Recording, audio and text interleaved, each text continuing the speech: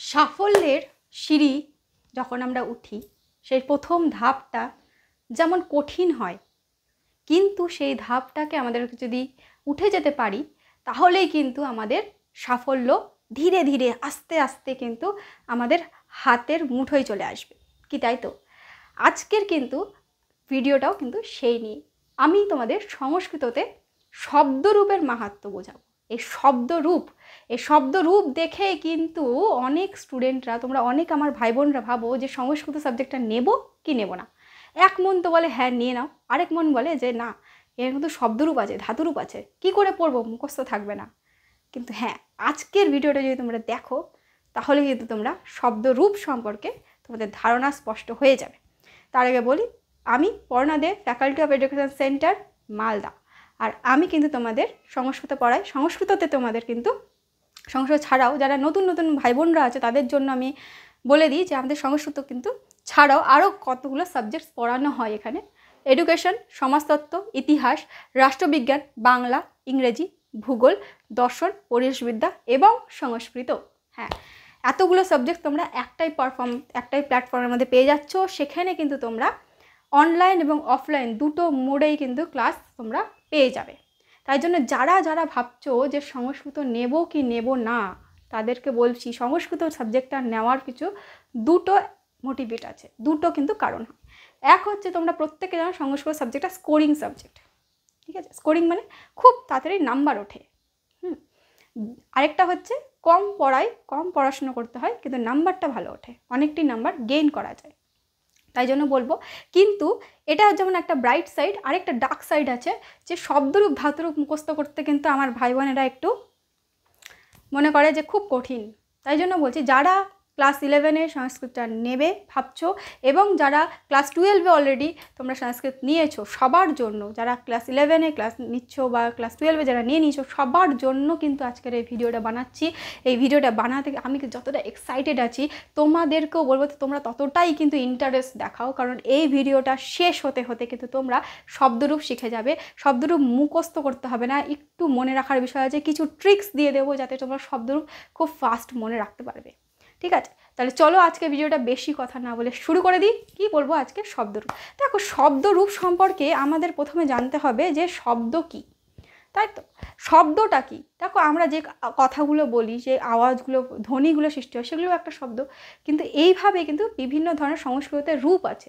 শব্দের রূপকে শব্দরূপ বলবো। কি কি রূপ? প্রথম কথা জানি আমরা যে শব্দ কত প্রকার।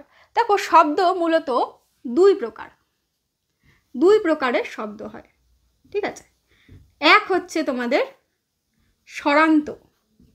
স্বরান্ত শব্দ, এক হচ্ছে ব্যঞ্জনান্ত শব্দ। এবার এই স্বরান্ত শব্দ আর ব্যঞ্জনান্ত শব্দটা কি সেটা জানবো। স্বরান্ত শব্দ মানে কি? যেটা আমরা বাংলাতে পড়ি স্বরবর্ণ ব্যঞ্জন বর্ণ, একই রকম। স্বরান্ত মানে স্বরবর্ণ অন্তে আছে যার, স্বরান্ত মানে হচ্ছে স্বরবর্ণ অন্তে আছে যার। যেমন ধরো, আমাদের একটা শব্দরূপ প্রথমেই পড়তে হয় নর শব্দরূপ, তাই তো? এখানে কি বলেছে? নরটাকে যদি ভাঙি তাহলে কি হবে? ন, অ, বশূন্য র এবং অ, নর। এই যে অটা লাস্টে কি আছে? এটা স্বরবর্ণ, তার মানে এটা হচ্ছে স্বরান্ত। এইভাবে যতগুলো স্বরান্ত বর্ণ থাকবে, এটা বললেও স্বরান্ত বর্ণ, স্বরান্ত শব্দ। এবং ব্যঞ্জনান্ত শব্দ কি? ব্যঞ্জনান্ত শব্দ ধরো বললাম বণিজ, লাস্টে বর্গীর জ, হসন্ত, বণিজ। আত্মন শব্দ, ঠিক আছে? ধাবন শব্দ, দন্তের নয়, হসন্ত। এখানে কিন্তু বেশিরভাগ কি হবে? এই হসন্ত থাকবে এবং ব্যঞ্জন বর্ণ শেষে থাকবে, অন্তে থাকবে ব্যঞ্জন বর্ণ, তাকে আমরা ব্যঞ্জনান্ত শব্দ বলছি। তাহলে শব্দ সম্পর্কে আমরা জানতে পারলাম যে শব্দ কি, ঠিক আছে? এরপরে পড়বো, দেখো শব্দ রূপটা কি। শব্দ তো পড়লাম, এখানে কি কি থাকে, কি কি জিনিস থাকবে বলবো। যে এই যে প্রাতিপদিক মানেটা কি? যারা নতুন তাদেরকে বলছে, প্রাতিপদিক মানে হচ্ছে যে কোনো কিছুর নামকে প্রাতিপদিক বলা হয়। যে কোনো কিছুর নাম, ধরো এই দেখো, যে ধরো একটা বললাম নর, ঠিক আছে? নর বললাম, এটা হচ্ছে একটা প্রাতিপদিক। এটা কিন্তু এখনো পর্যন্ত কি হয়নি? রূপ হয়নি, শব্দের যে রূপের কথা বলছি সেই রূপ হয়নি, ঠিক আছে। এটা এখনও পর্যন্ত প্রাতিপদিকই আছে। এইটা খুব ভালো করে বোঝো, যারা নতুন আছো তারা কিন্তু খুব ভালো করে বোঝার চেষ্টা করো, খুব ভালো করে ডিটেলসে বোঝানোর চেষ্টা করছি তোমাদেরকে। শব্দরূপ ধাতুরূপ সম্পর্কে কিন্তু তোমাদের একটা পুরো ক্লিয়ার কনসেপ্ট, ক্লিয়ার একটা ধারণা দিয়ে দেবো, যাতে তোমরাও বুঝতে পারো যে এটা যতটা কঠিন আমরা মনে করি কিন্তু ততটা কঠিন হয় না, ঠিক আছে। দেখো নর, তাহলে কি বলবো, নরর প্রাতিপদিক। এখানে কিন্তু রূপ তৈরি হবে যখন আমরা বিভক্তি যুক্ত করব, এই নর শব্দের সাথে যখন বিভক্তি যুক্ত করে দেব। বিভক্তিটা কি? নর, এইটার একটা মানে আছে, এটার একটা অর্থ আছে। মানে কি? একজন মানুষ। এইভাবে বিভক্তি পরিবর্তনের সাথে সাথে কিন্তু আমাদের কি হবে, রূপেরও পরিবর্তন হবে। এই যে রূপটা দেখলা এখনই, এই রূপেরও কিন্তু কি হবে, পরিবর্তন হবে। কিসের সাথে সাথে? বিভক্তির সাথে সাথে কিন্তু রূপটাও পরিবর্তন হবে। আচ্ছা, প্রথমে আমরা জানি যে বিভক্তি কতগুলো আছে এখানে। এখানে চলে আসো, এখানে বিভক্তি আছে এখানে 7টা। প্রথমা, দ্বিতীয়া, তৃতীয়া, চতুর্থী, পঞ্চমী, ষষ্ঠী, সপ্তমী। এই 7টা হচ্ছে আমাদের বিভক্তি পড়তে হয় শব্দরূপে। এবং তার সাথে সাথে কি পড়তে হয়, 3টে বচন পড়তে হয়। কি কি বচন আছে? এক বচন, দ্বিবচন, বহুবচন। বচন আশা করি তোমাদেরকে বোঝাতে কি হবে যে বচন কাকে বলে। এক বচন মানে একটা সংখ্যাকে বোঝাবে, যে একজন মানুষ বা একটা পাখি বা একটা যে কোনো জিনিসকে বোঝাবে। দ্বিবচন মানে দুটো জিনিসকে বোঝাবে, দুজন মানুষ, দুটো ছেলে, ঠিক আছে, এরকম দুটো জিনিস বোঝাবে। আর বহুবচন মানে দুইয়ের বেশি যখনই অধিক হবে তখন সেটা হয়ে যাবে আমাদের বহুবচন, ঠিক আছে। তাহলে এইভাবে আমরা 3টে ভাগ করে দিই, এক বচন, দ্বিবচন এবং বহুবচন। এইটা হচ্ছে আমাদের শব্দরূপ, ঠিক আছে। আর অনেকেই থাকো যারা শব্দরূপ কিভাবে পড়তে হয় সেটা জানো না। তো শব্দরূপ সবসময় কিন্তু এই দিক থেকে এদিকে পড়তে হয়, এইভাবে পড়তে হয়। অনেকে এইভাবে পড়ো, কিন্তু সেটা ভুল পদ্ধতি। এইভাবে কিন্তু পড়তে হয়। এই জিনিসটা কি সেটা তো বোঝাবো, তার আগে আমি আরও একটা কথা বলবো যে এটা কি বলা হয়। এবার দেখে নাও, এখানে আমি কি লিখিয়েছি, শুভ বিভক্তি। শুভ বিভক্তি এটা কি, এটা আমরা আগে বুঝি। এখান থেকে কিন্তু আস্তে আস্তে আমরা কিন্তু শব্দরূপে যাব। এই হচ্ছে শুভ বিভক্তি। এই বিভক্তিগুলোই যখন আমাদের শব্দের সাথে, যে কোনো শব্দের সাথে যুক্ত হয় তখনই কিন্তু একটা রূপ গঠন করে, সেই শব্দটা রূপ গঠন করে, যাকে কিন্তু আমরা কি বলি, শব্দ রূপ বলছি, ঠিক আছে। খুব ভালো করে বুঝবে। আবার বলছি কি, এই শুভ বিভক্তি, এই যে বিভক্তিগুলো আছে, এই বিভক্তিগুলো কি আমি আস্তে আস্তে যাব। তার আগে বলি যে এই বিভক্তিগুলো কিন্তু দেখছো যে বিভক্তিগুলো যখনই কোনো শব্দের সাথে যুক্ত হয় তখনই কিন্তু সেটাকে একটা রূপ গঠন করে, মানে রূপ দেয় একটা, ঠিক আছে। তাকে একটা রূপ দিল, তাকেই বলবো আমরা শব্দরূপ। তাহলে এখানে মোট জিনিস মানে কটা কি আছে সেটা দেখে নিই। দেখো, আমরা অনেকেই কিন্তু শব্দরূপ পড়ার সময় একটাই জিনিস করি, সেটা হচ্ছে ভুল করি। কি ভুল করি?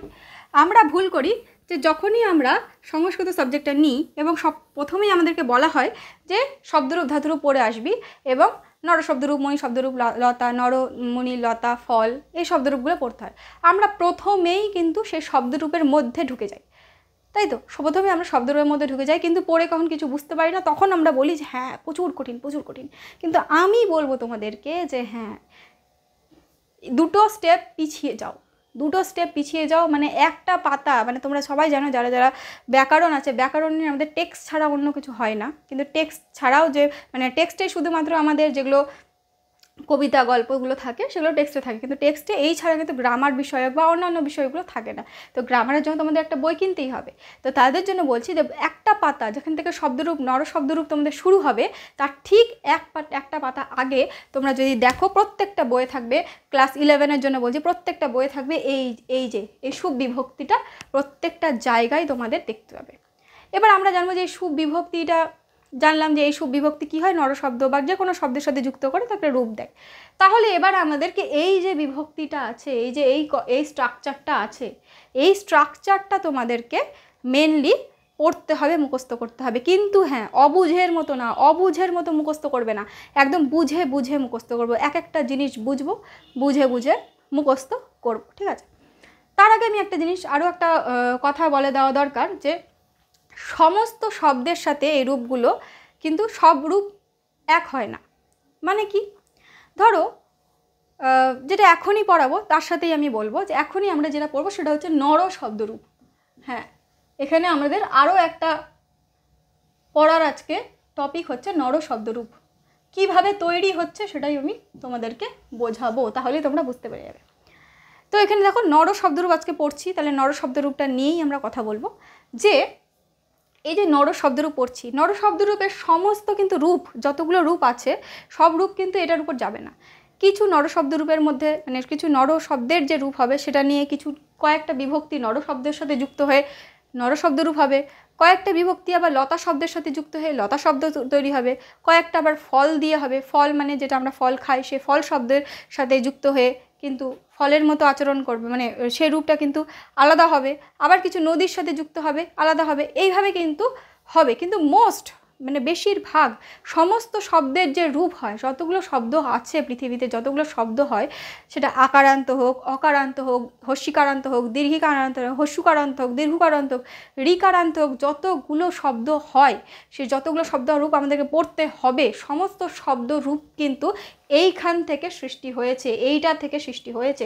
তাই জন্য কিন্তু আমি তোমাদেরকে বারবার বলবো যে শব্দ রূপ পড়ার আগে কিন্তু তোমরা যেই পড়ছো না, যেখানেই পড়ো না কেন, শব্দ রূপটা তৈরি করার আগে, পড়ার আগে কিন্তু নর শব্দতেই প্রথমে ঢুকে যাবে না, তার আগের পাতাটা খুলবে, খুলে কিন্তু এইটা পড়বে এবং এটা কিন্তু বুঝে বুঝে পড়বে। চলো দেখি কিভাবে বুঝতে পারি।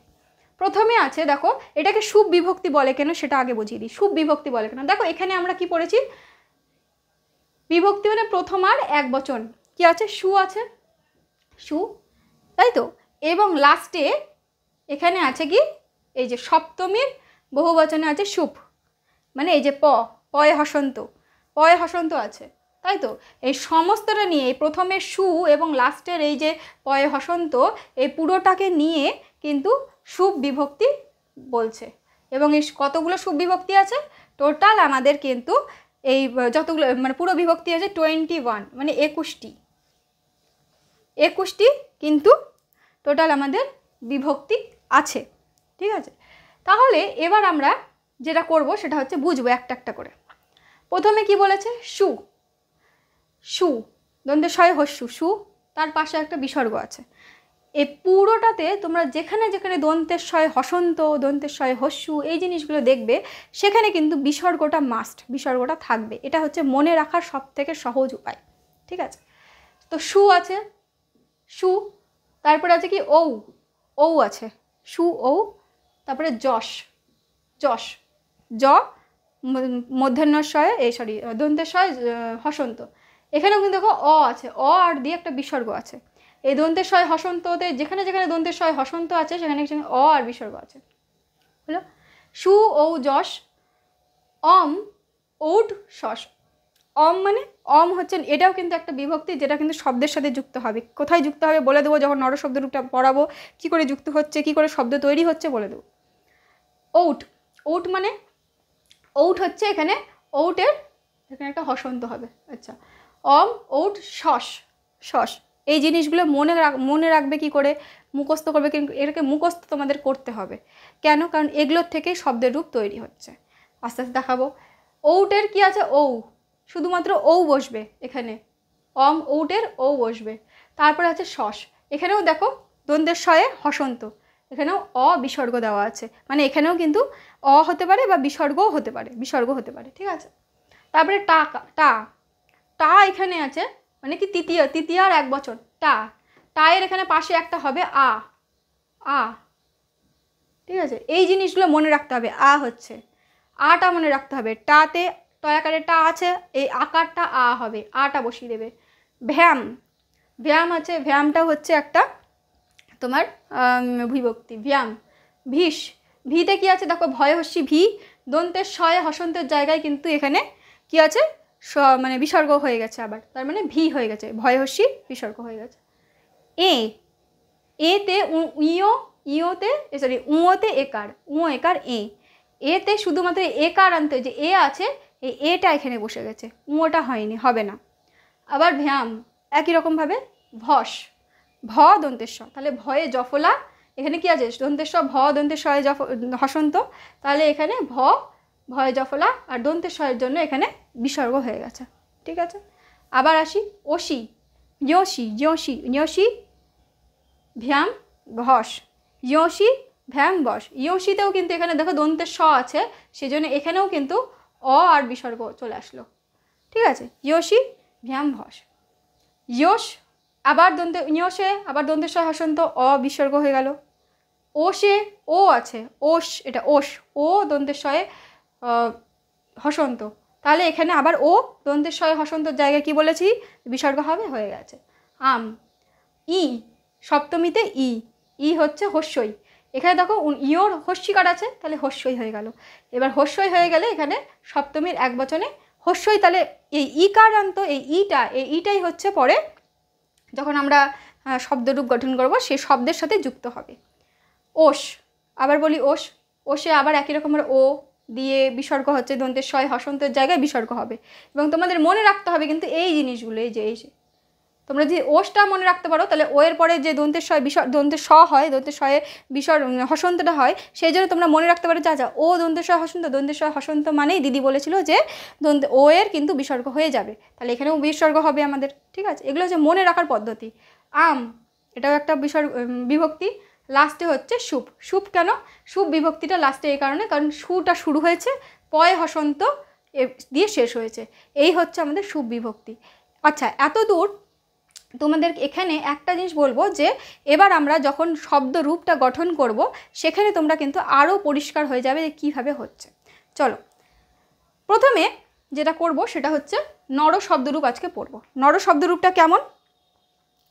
নর শব্দরূপ প্রত্যেকে খুব ভালো করে দেখবে। নর শব্দরূপটা হচ্ছে অকারান্ত পুংলিঙ্গ শব্দ। অকারান্ত পুংলিঙ্গ শব্দ কী করে আমরা বুঝবো অকারান্ত পুংলিঙ্গ শব্দ? প্রথমে নর লিখব, এখনই যেটা করে দেখালাম, ঠিক আছে। নর লিখে নরটাকে ভাঙবো, লাস্টে এই অ আসছে, এই অ যেখানে হবে সেটা হয়ে যাবে অকারান্ত। এবং এটা কি পুংলিঙ্গ, পুংলিঙ্গতে আছে মানে পুরুষ বোঝাচ্ছে, পুরুষ বোঝাচ্ছে। পুংলিঙ্গ মানে পুরুষ বোঝাচ্ছে, স্ত্রীলিঙ্গ হলে স্ত্রীকে বোঝাবে, ঠিক আছে। তো এগুলো দেখবে বেশিরভাগই মেয়েদের নাম কি হয়, মেয়েদের নাম যেমন মেঘা আকারান্ত হয়, ঠিক আছে, সীতা আকারান্ত হয়, ঠিক আছে, এরকম। বা ইকারান্ত দীর্ঘিকারান্তও হয়ে থাকে, হস্যিকারান্তও হয়ে থাকে। এগুলো হচ্ছে তোমার একটা বোঝার সাধারণ নিয়ম, যে এইভাবে কিন্তু মেয়েদের হচ্ছে স্ত্রীলিঙ্গ বোঝা যায়। তো এটা আপাতত এটাই পড়ি, যেটা হচ্ছে নর শব্দরূপে। নর শব্দরূপটা কেমন? অকারান্ত পুংলিঙ্গ, ঠিক আছে। এবার আমরা শব্দরূপটা গঠন করব। কিভাবে গঠন করব? দেখো এখানে কি আছে, দুটো দিকে একসাথে দেখবে, দুটো দিকে একসাথে দেখবে। সু ও সু আছে, সুয়ের পরে বিসর্গ, তাহলে এখানে আমরা নর যখন পড়ব তখন নর লিখলাম, নর লিখলাম। নরর পরে কি হবে? এখানে এই যে সুয়ের যে এই যে বিসর্গটা আছে, এই বিসর্গটা বসিয়ে দেব, নর। হয়ে গেল আমাদের নর শব্দরূপের প্রথম ফর্ম। প্রথম আমরা নর শব্দরূপের প্রথম আর এক বচন হলো নর, হলো। সেকেন্ড কি? সেকেন্ড হচ্ছে আছে ও, তাহলে এখানে কি হয়ে যাবে?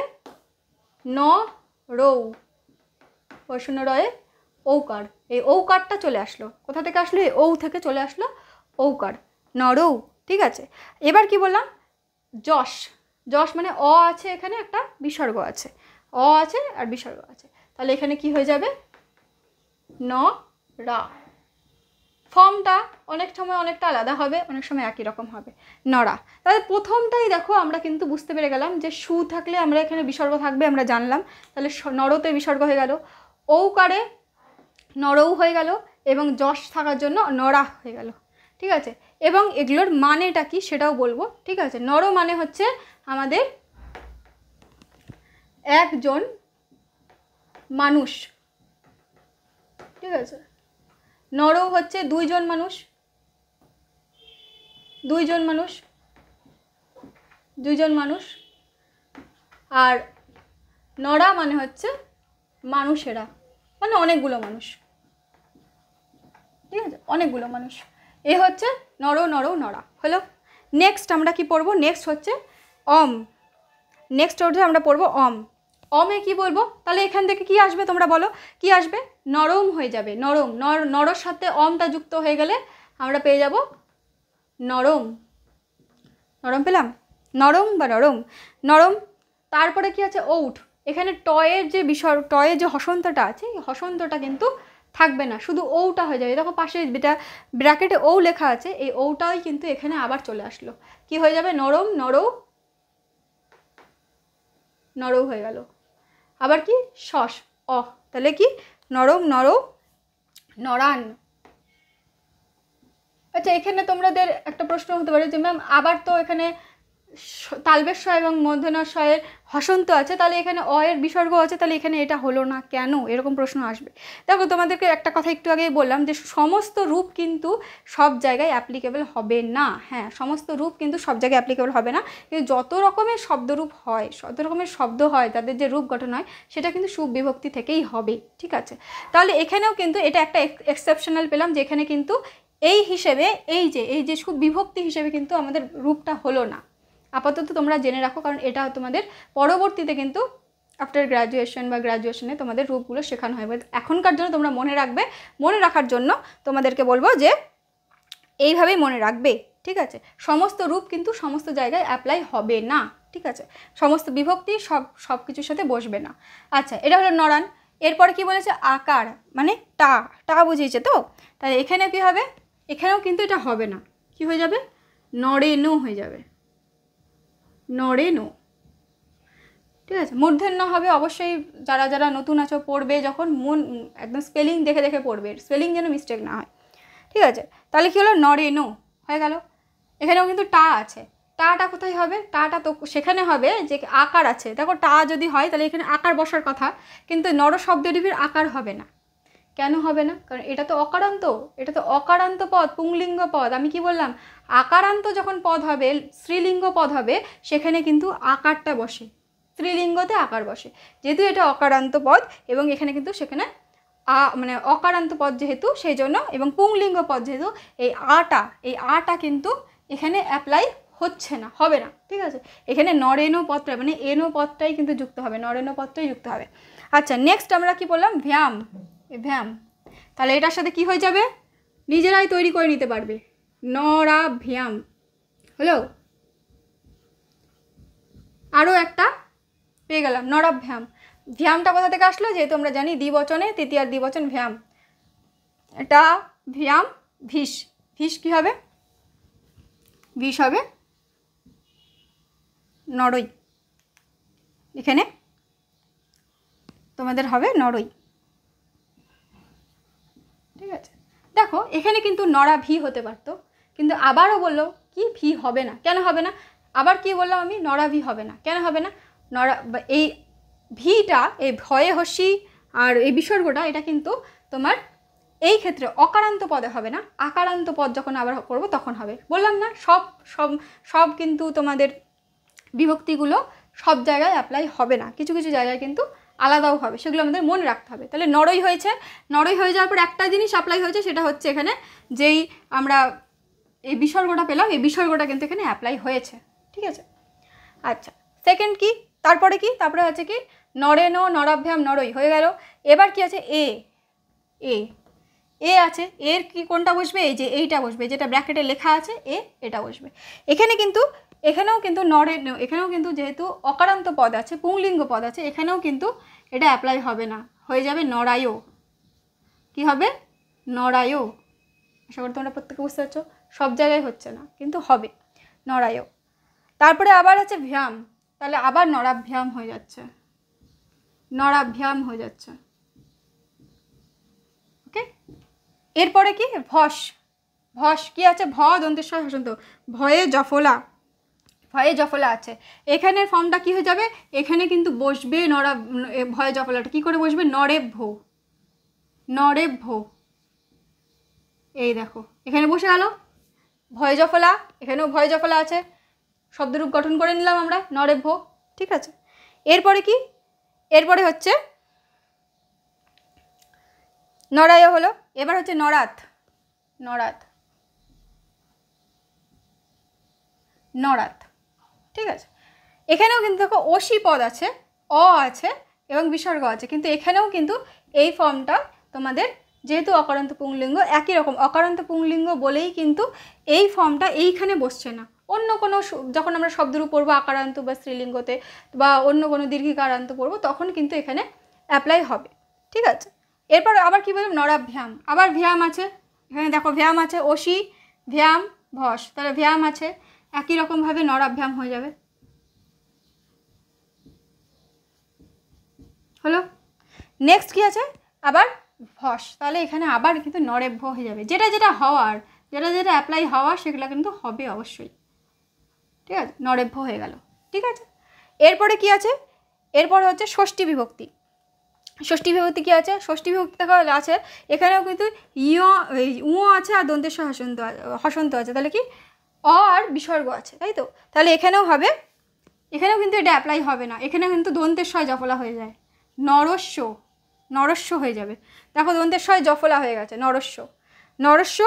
তারপরে কি আছে, ওষ, ও আর বিসর্গ, এখানে কিন্তু এটা আবার অ্যাপ্লাই হবে, কি ওষ আছে, তাহলে ওকার হবে, নরয় হলো, ওকার হলো, এবং বিসর্গ হবে নরয়, দেখো নরয়, ওষ আছে, ও বিসর্গ আছে, এখানে ওকার হচ্ছে এবং বিসর্গ হয়ে যাচ্ছে, নরয়।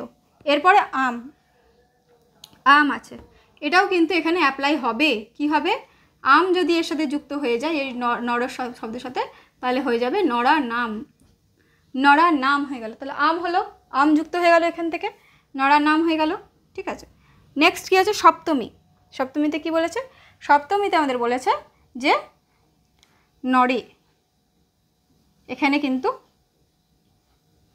কিন্তু কি আছে, ই আছে, ওষ আছে, সুপ আছে, তাহলে এখানে নরে, এখানে একার হয়েছে, আবার নরে হলো, আবার একই হবে, ওষ আছে, ওকার, তাহলে নরয় হবে, নরয়, নরয় হয়ে গেল, এবং লাস্টে আছে হচ্ছে সুপ, ঠিক আছে, সুপ কি আছে, সু মানে বলতে পারে সুপ মানে পয়ে হসন্তটা, যেখানে যেখানে এখানে মানে হসন্ত হচ্ছে, দেখো এখানে ওট করেছি, ওটের জায়গায় টয়ে হসন্তটা হয়নি, ও হয়ে গেছে, নরৌতে নরৌ হয়ে গেছে, ঠিক আছে। তো এই জিনিসগুলো টয় হসন্ত বা এগুলো এগুলো কিন্তু হবে না, তার বদলে পাশে যে এই যে এখানে যে ব্র্যাকেটে লেখা আছে এই ফর্মটাই কিন্তু বসে যাবে। একইভাবে এখানে দেখো সুবিভক্তি আছে, সুবিভক্তিতে কী আছে, লাস্টে আছে সু, সু এবং পয়ে হসন্ত, এই পুটাও কিন্তু পয়ে হসন্তটাও কিন্তু বাদ চলে যাবে, শুধু সু হবে, কিন্তু এখানে কোন সু হবে, যেহেতু অকারান্ত পদ সেই জন্য হবে নরে সু, মধ্যাহ্ন স, মধ্যাহ্ন স কিন্তু এখানে মধ্যাহ্ন সয় হস্যু হয়ে গেল। তাহলে আবার বলছি কীভাবে হলো, কীভাবে হলো বুঝতে পেরেছ, যে এইভাবেই কিন্তু পুরোটা আমরা নর শব্দের যে ফর্মটা সেটা কিন্তু বানিয়ে নিলাম।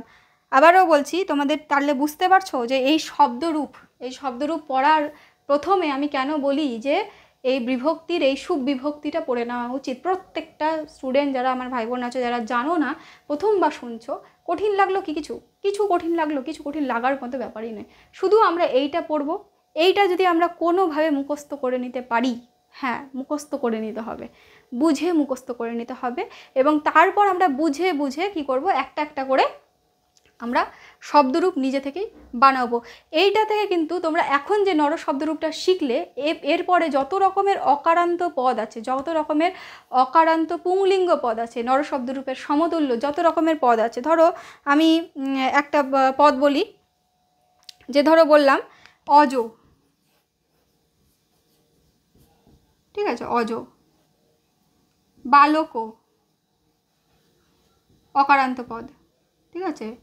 তারপরে ধরো হলো নৃপ, নৃপ মানে রাজা, নৃপ অকারান্ত পদ, এই সমস্ত কী বলছে, কয়ের পরে অ আছে, নৃপর পয়ের পরে অ আছে, অজর অয়ের পরে প আছে, সমস্ত যত রকমের অকারান্ত পদ আছে, সমস্ত অকারান্ত পদের কিন্তু কি হবে, এইভাবে তোমরা পুরোটা গুছিয়ে নিতে পারবে, এটা নরশব্দরূপের মতোই হবে। এই যে নরশব্দরূপটা দেখলে এই রকমই হবে, যদি একবার নরশব্দরূপটা বুঝতে পেরে যাও, তাহলে কিন্তু অকারান্ত যত পৃথিবীতে শব্দ আছে সমস্ত শব্দেরই শব্দরূপ তোমরা নিজেরাই তৈরি করে নিতে পারবে, এবং তার জন্য তোমাদেরকে কিন্তু মুখস্থ করতে হবে না, ঠিক আছে, মুখস্থ করতে হবে না। এখানে আরও একটা জিনিস বলার আছে, সেটা হচ্ছে মানেটা বুঝে নাও, যে কোনটার মানে কি। যেমন আমরা প্রথমেই বললাম যে নর শব্দের প্রথমার এক বচনে কি আছে, নর, এর মানে হচ্ছে একজন মানুষ, নর মানে দুজন মানুষ, নরা মানে হচ্ছে মানে মানুষেরা, অনেকগুলো মানুষ। একইভাবে নরম, নরম মানে কি, নরম মানে হচ্ছে একজন মানুষকে, তাহলে আমি একজন তো লিখলামই, মানুষকে, একজন মানুষকে বোঝায়, ঠিক আছে, মানে একজন মানুষকে বা মানুষটিকে বোঝায়, একজন মানুষকে বোঝায়। এরপরে নরৌ মানে হচ্ছে কি দুজন মানুষকে বোঝায়, দুজন মানুষকে, এবং নরান হচ্ছে মানুষগুলিকে, মানুষগুলিকে বোঝায়, অনেকগুলো মানুষগুলিকে বোঝায়। একই রকম নরেনো, নরেনো মানে কি, নরেনো হচ্ছে তৃতীয়ার একবচনের ফর্মে আছে। এটার হচ্ছে নরেনো হচ্ছে বোঝাচ্ছে মানুষের জন্য, ঠিক আছে, কি বললাম, মানুষের জন্য। নর শব্দ হচ্ছে মানুষ, একজন মানুষের জন্য।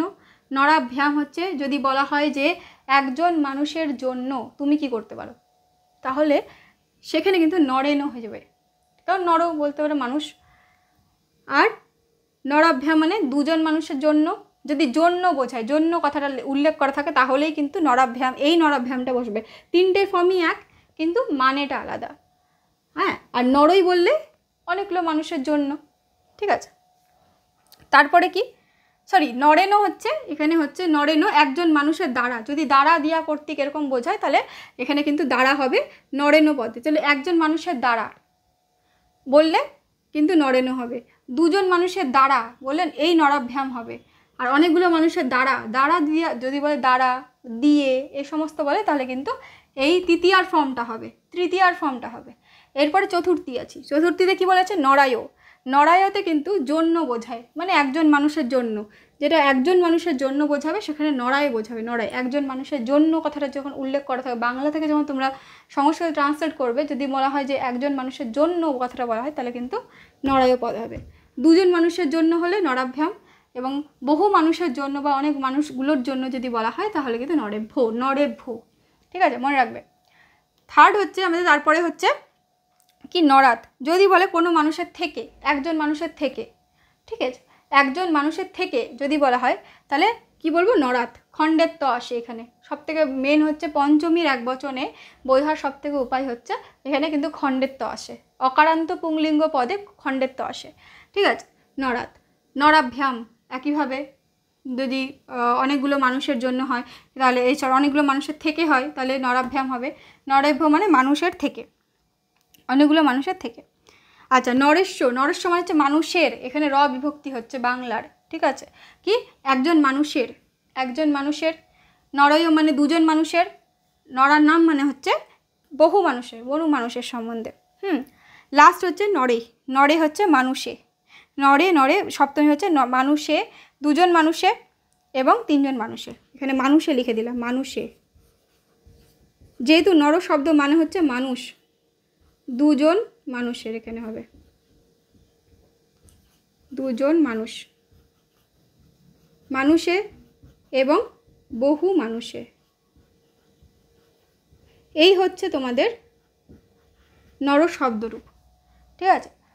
আশা করি খুব ভালো করে বোঝানোর চেষ্টা করলাম তোমাদের, কিভাবে রিলেট করছে আমাদের এই সুবিভক্তির সাথে, রিলেট করছে হচ্ছে আমাদের যে কোনো শব্দরূপ, এই সুবিভক্তি রূপের সাথে যুক্ত হয়ে, যে কোনো শব্দের সাথে যুক্ত হয়ে কিন্তু তাকে একটা রূপ গঠন করছে, রূপ দেয়, যাকে আমরা কিন্তু শব্দরূপ বলছি, ঠিক আছে। তাহলে এখানে কিন্তু দেখো আজকের ভিডিও বলেছিলাম যে আজকের ভিডিও কিন্তু শেষ হতে হতে তোমরা নর শব্দরূপ ক্রিয়েট করতে শিখে যাবে। তাহলে শিখলে তো, যদি তোমরা এইটা কোনোভাবে মুখস্থ করে নিতে পারো, পড়ে নিতে পারো, তাহলেই কিন্তু আমরা এর পরের জিনিসগুলো খুবই মানে ইজিলি তোমরা পেরে যাবে। তোমাদের কিন্তু কোনোভাবে মুখস্থ করতে হবে না, জাস্ট নিজেরাই বানাবে, ঠিক আছে। তাহলে তোমাদের কি বললাম আরেকবার বলি, এই যে এই পুরো শব্দরূপটা বোঝালাম, এই শব্দরূপের মধ্যে প্রথম কথা কতগুলো শব্দরূপ আছে, কতগুলো বিভক্তি আছে, টোটাল 21টা বিভক্তি আছে, 3টে বচনে ভাগ করা আছে এবং 7টা বিভক্তি আছে আমাদের, তাই তো, এই 7টা বিভক্তি আছে টোটাল, এবং সব নিয়ে পুরো 21টি আছে, পুরো 21টি ফর্ম আছে।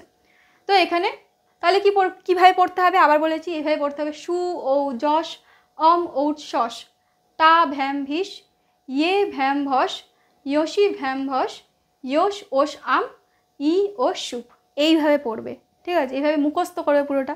তারপরে তোমরা দেখবে যে এইটার সাথে এইটা মিলছে কিনা, এইটার সাথে এইভাবে নরশব্দরূপ মিলছে কিনা। কীভাবে পড়বো, নর নর নরা, নরম নর নরান, নরমে একটা বিষয় এখানে আমাদের একটা হসন্ত হবে, নর নর নরান, নরেন নরাভ্যাম নরই, নরাই নরাভ্যাম নরভ্য, নরাত নরাভ্যাম নরভ্য, নরস্ব নরয় নরাম, নরে নরয় নরেশু। এবং লাস্টে কিন্তু একটা তোমাদের সম্বোধন পদও থাকে, কিন্তু সম্বোধন পদটার আগে আমি তোমাদের সম্বোধন পদ শেখাবো, তার আগে তোমরা অন্তত সপ্তমী পর্যন্ত তোমরা পড়ে নাও। তাহলে এইভাবেই কিন্তু তোমরা কি করতে পারবে, যত রকমের অকারান্ত পদ, অকারান্ত শব্দ আছে, এই শব্দরূপ পড়তে প্রত্যেকের কঠিন লাগে, প্রত্যেকের কিন্তু মনে হয় যে শব্দ ধাতুরূপ কীভাবে মুখস্থ করব। এটাই একটা মাত্র ফর্ম আছে, এটাই একটাই মাত্র মূল মন্ত্র আছে শব্দরূপকে মুখস্থ করার। এবং মনে রাখার ফর্মগুলো তো বলেই দিলাম, যে যেখানেই তোমরা দেখবে দন্তেশ্বয় হস্যু আছে বা দন্তেশ্বয় হসন্ত আছে, সেখানেই তোমরা কী করবে, বিসর্গ বসিয়ে দেবে। যেখানে কিন্তু বিসর্গ বসিয়ে দেবে, বিসর্গ সেখানে হবেই হবে। ঠিক আছে, এইভাবে পুরোটা মুখস্থ করবে। এবং মনে কোনটা রাখতে হবে, যেখানে তোমার এ আছে, উঁর একার আছে, তাহলে এখানে একার হবে। ঠিক আছে, টায়ের আকার আছে, তার মানে আকার হবে। এই জিনিসগুলো সব শব্দরূপে কিন্তু অ্যাপ্লাই হয় না, সমস্ত রূপ কিন্তু একটাই শব্দরূপে অ্যাপ্লাই হয় না। কিছু কিছু হবে, যখন এখানে অনেকগুলো অ্যাপ্লাই হয়েছে, অনেক কিছু অ্যাপ্লাই হয়নি। আবার যখন একইভাবে লতা শব্দরূপ পড়াবো, তখন দেখবে আবার সেখানে কিন্তু কিছু কিছু জিনিস অ্যাপ্লাই হয়েছে, আবার কিছু কিছু জিনিস অ্যাপ্লাই হয়নি। এইভাবে করে কিন্তু পুরোটা আমাদের শব্দরূপ তৈরি করতে হবে। আশা করি তোমরা প্রত্যেকে বুঝতে পেরেছো, কারণ আজকের ক্লাসটা কিন্তু একটু কঠিন ছিল তোমাদের জন্য। আমি জানি যারা নতুন ভর্তি হবে বা নতুন ভাবছো যে সংস্কৃত নেব, কিন্তু এইটাই হচ্ছে পথের কাঁটা হয়ে দাঁড়িয়ে আছে। সেই জন্য প্রথমেই আমি বলছি যে এইটা কিন্তু প্রথমেই মুখস্থ করতে শুরু করে দেবে না কেউ। যদি নরশব্দরূপ প্রথমে ঢুকে যাও, কিচ্ছু বুঝতে পারবে না। সেই জন্য আমি বলবো প্রথমে বুঝে পড়ে নাও হচ্ছে সুবিভক্তি, তারপরে পড়বে নরশব্দরূপ, নিজে থেকে বানাবে। ভিডিওটা পুরোপুরি দেখবে, কারণ ভিডিওটা এখানেই কিন্তু শেষ করছি আমি, কারণ এটা খুব ইনফরমেটিভ ভিডিও। এটা কিন্তু কেউ বলে দেয় না তোমাদেরকে যে প্রথমে সুবিভক্তি তোমাদের পড়তেই হবে। এটা মুখস্থ করলে তবেই তোমরা যে কোনো বিভক্তি, যে কোনো শব্দরূপ কিন্তু তোমরা ইজিলি করতে পারবে এবং একটাও ভুল হবে না। ঠিক আছে, আর এখন তো তোমাদের নাম্বার ওঠা আরও বেশি সহজ হয়ে যাচ্ছে, কারণ এখন তোমাদের পুরোপুরি কিন্তু সেমিস্টার ওয়াইজ পরীক্ষা শুরু হয়ে যাবে। তাই জন্য বলছি আবারও আমাদের সাথে যুক্ত হয়ে যাও। আর ক্লাস 11-এ যারা যারা নিতে চাইছে সংস্কৃতটা নাও, খুব একটা সুন্দর সাবজেক্ট, এবং আমি তো তোমাদের সাথে আছি। একদম একটা জিনিসও কঠিন বলে মনে হবে না, তোমরা আস্তে আস্তে তৈরি করতে থাকবো তোমাদেরকে, তোমরাও পুরোপুরি বুঝতে পারো। সেই জন্যই বলবো যে যারা যারা নিচ্ছ সংস্কৃততে, তারা কিন্তু এইটাকে প্রথমে কিন্তু রপ্ত করে নিতে পারো। কারণ আবারও বলছি, সাফল্যের সিঁড়ি কিন্তু ওঠার প্রথম স্টেপটা কিন্তু খুব কঠিন হয়। নেব কি নেব না এটাই ভাবো, কিন্তু একবার যদি নেওয়া যায়, তারপরের কিন্তু স্টেপগুলো যথেষ্ট সহজ হয়ে যাবে। সেই জন্য সংস্কৃত যদি নিতে চাইছো, কিন্তু মন বলছে যে হ্যাঁ নিয়ে তো নেব, কিন্তু এইটাতেই কঠিন, কিন্তু এই স্টেপটা যদি তোমরা রপ্ত করে নিতে পারো, এর পরের স্টেপগুলো কিন্তু কিছু নয়। আর সংস্কৃততে কিন্তু শব্দরূপ এবং ধাতুরূপ ছাড়া এক পা এক চুল তো ছেড়ে দাও, একটা পাতাও নড়বে না। সেই জন্য প্রত্যেককে বলবো শব্দরূপ ধাতুরূপ এখন থেকে পড়তে শুরু করে দাও, এবং শব্দরূপ পড়ার আগে এই স্টেপটা অবশ্যই ফলো করবে।